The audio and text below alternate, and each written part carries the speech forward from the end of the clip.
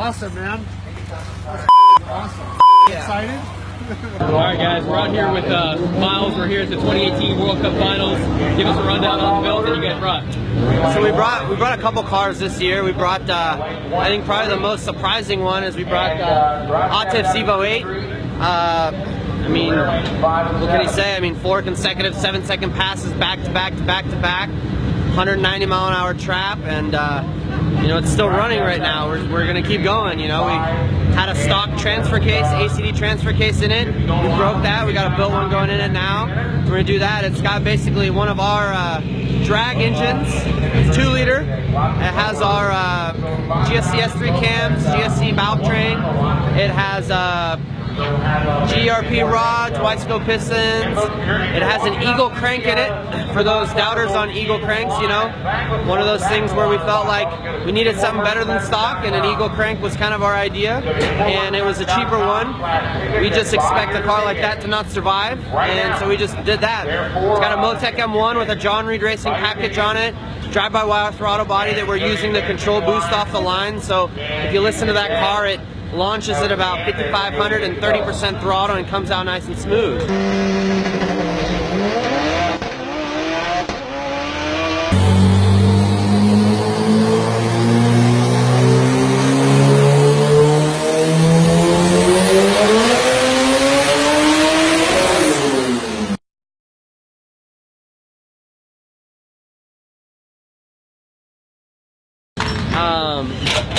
I think we're just going to keep trying to see how fast we can go with that car.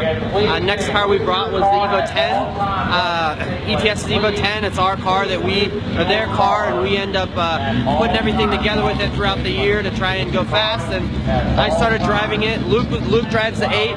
I started driving the 10 this year, and might have beat Luke finally, and it ran a 829 and then an 827 174. This has got one of our engines in it. It's a 2 liter also, 87 mil bore, GRP rods, factory crank but cut down, GSC S3 cams, GSC valve train. It's a head games head that they did for us, and this also runs a John Reed Racing M150, the John Reed Racing package on it. So both of these cars are on the same ECU, and they're both using the same kind of throttle to launch with, so that they control boost correctly. We upgraded to a 3000 GT rear diff in this one. Drive Shaft Shop got us a carbon fiber driveline and new rear axles for it, and we're just trying to hopefully go rounds with it.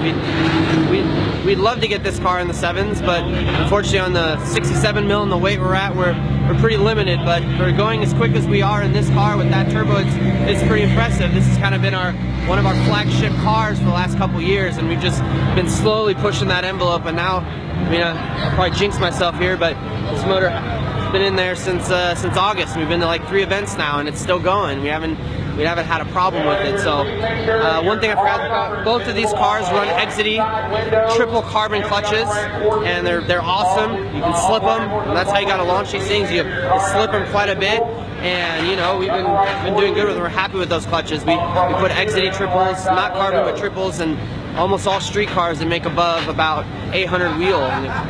Awesome driving clutches. So we really hope to try and go rounds with this, see how far we can get with it, and we'll kind of go from there. So on the Evo 8, we actually have a 7685 turbo on there right now, Precision 7685, and it's about 74 5 pounds of boost is what it's seeing right now. On the cold air, we might be able to get a little more and see if we can go a little faster with it. It sounds like the mile an hour record's 191.6, so of course we want to try and get that so we can have quickest and fastest. So you can claim the good one there. Evo 10's on a 6785.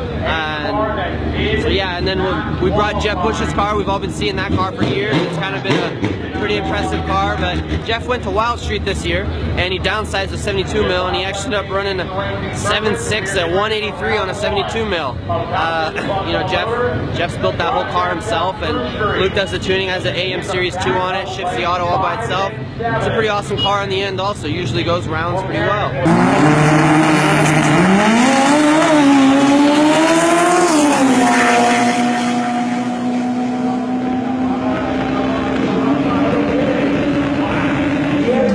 Can't do all this without our big sponsors, Extreme Turbo Systems, ETS, man.